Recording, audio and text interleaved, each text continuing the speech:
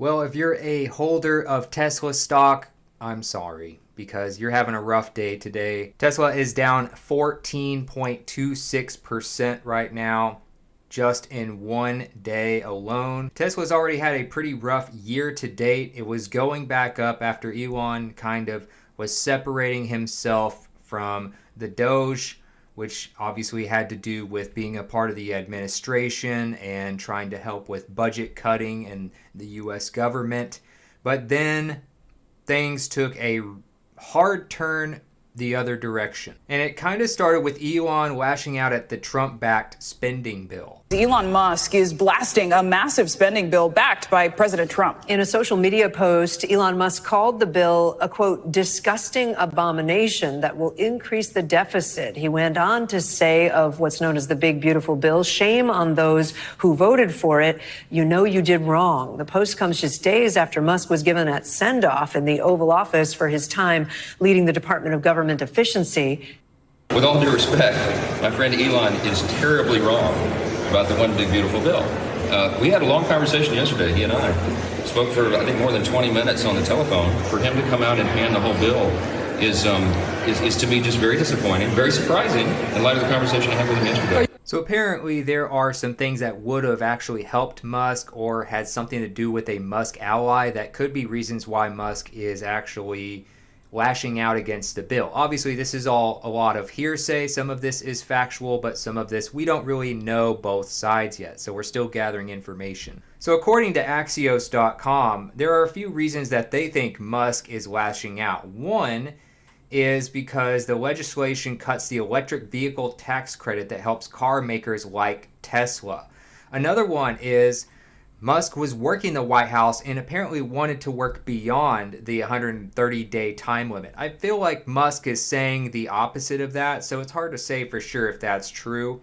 Musk also wanted the Federal Aviation Administration to use his Starlink satellite system for national air traffic control, but the administration balked at it, and because of the appearance of a conflict of interest and for technological reasons, they said no to that. They also said that Trump abruptly announced he was withdrawing the nomination of Jared Isaacman, who apparently is a Musk ally, to be NASA administrator. So a few different things, a few different interests that Elon Musk had took major blows based on this new bill and based on things that are happening right now in the White House. Now again, obviously a lot of this we're still gathering information about. It's hard to say who's right and who's wrong or which side makes sense to take in this whole thing right now. It's just a big public feud with two of the most powerful people in the United States. So as far as like a summary of what the big beautiful bill, which is what Trump is calling this, would actually entail. It's talking a lot about tax cuts, and a lot of people seem to be worried about whether these tax cuts are going to help or hurt, because obviously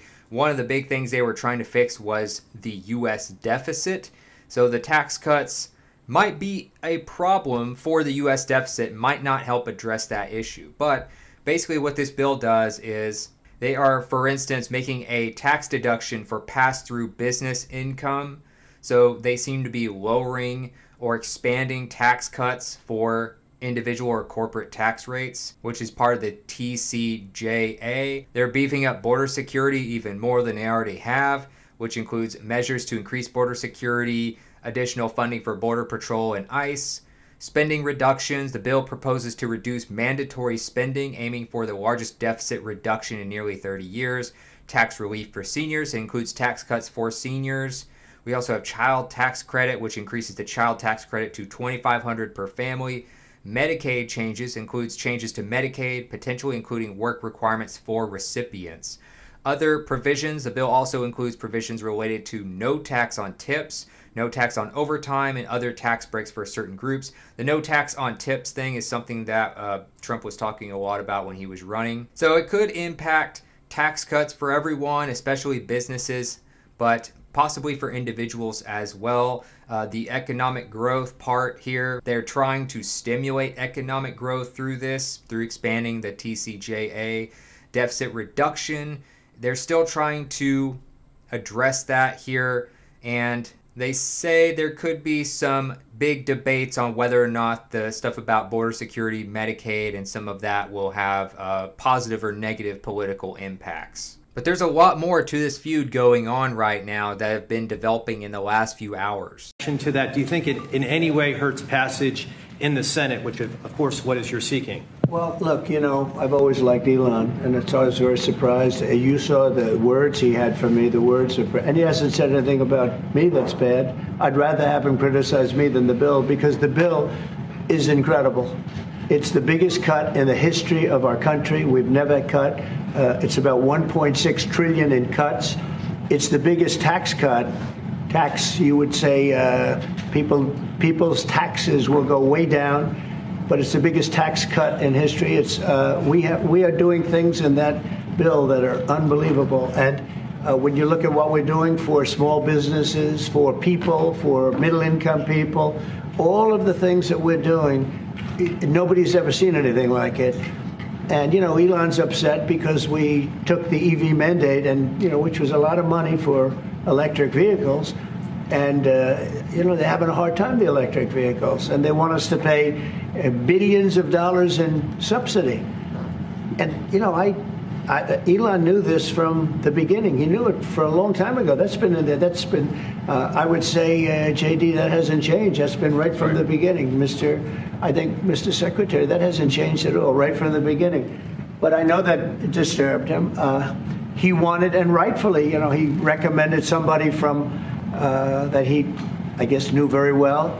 I'm sure he respected him, but to run NASA.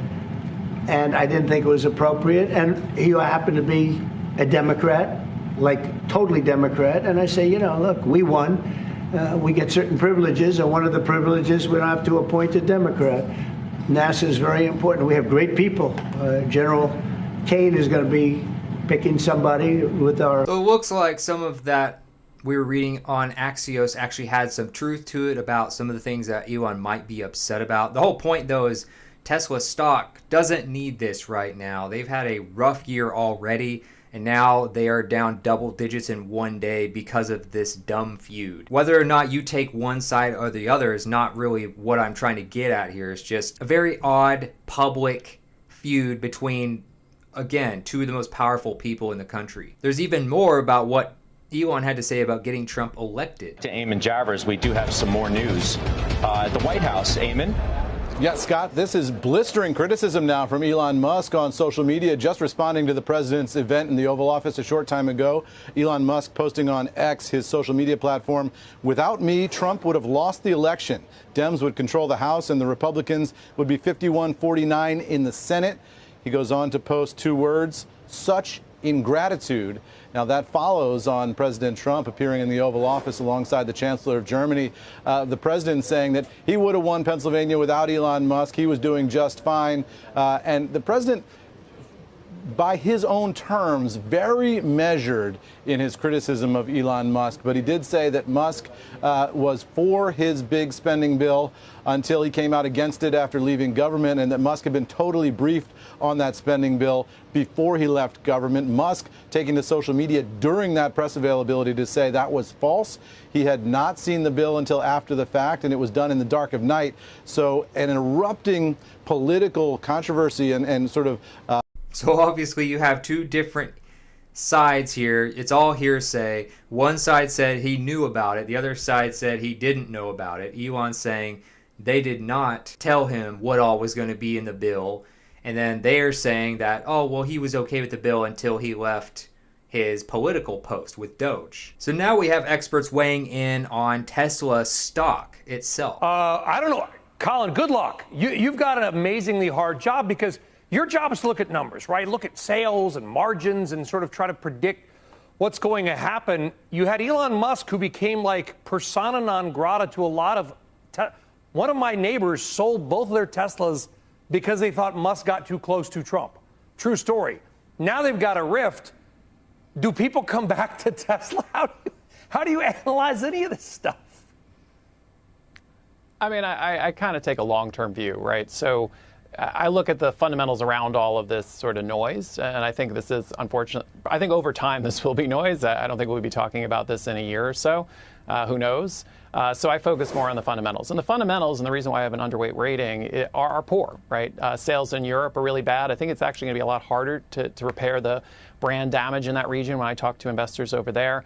The U.S., I think, as you point out, some of the more liberal states have been pretty anti-Elon, and that probably has had an impact. We see data in California has actually been pretty weak, which has traditionally been a very, very pro-Tesla state.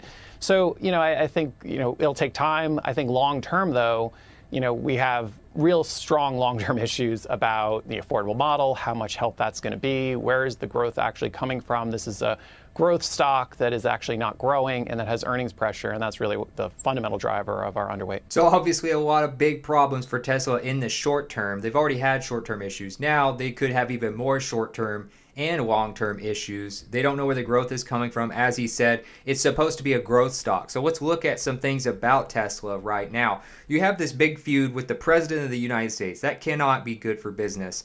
They were already having a problem when he was on the side of the president. So now, where does that leave you? Because like some others have said, and I've seen this on Reddit, I've seen this on social media, people were selling their Teslas, people were setting them on fire and things for some of the stuff that Elon was doing and for some of the political stances he was taking.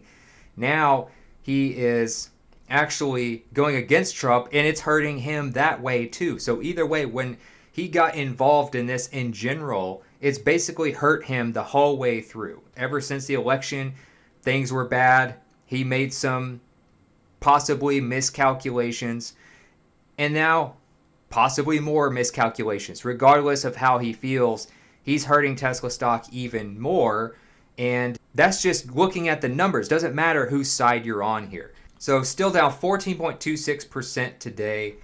The thing is, they have a very high PE ratio as well, 156.7. Now, if it's a high growth stock, that might be okay. Now, if you look at the past year, they've gained 62.69%. So still not too bad in the past year, but year to date, not looking so great. Now, if you look at the past 5 years, they're still up 382%, which is solid, but the problem is your PE ratio is still really high. So you'd have to decide whether or not the 5-year and 1-year growth would be worth their super high PE ratio if you're actually getting the type of return you're asking for the price of the stock.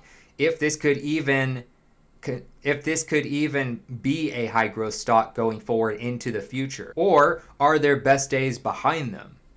I think it doesn't help when your CEO is also very controversial, and it didn't seem like he was nearly as controversial up until the past year, but now it's just maximum controversy all the time, and today is just another example.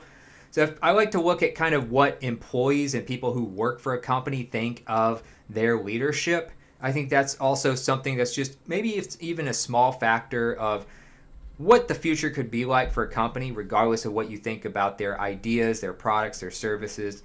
And you look at how many of them recommend working here to a friend. Compared to a lot of the companies that I like to invest in, it's kind of a low recommendation rating. 56%. It's pretty split down the middle of whether or not people actually think it's a good place to work.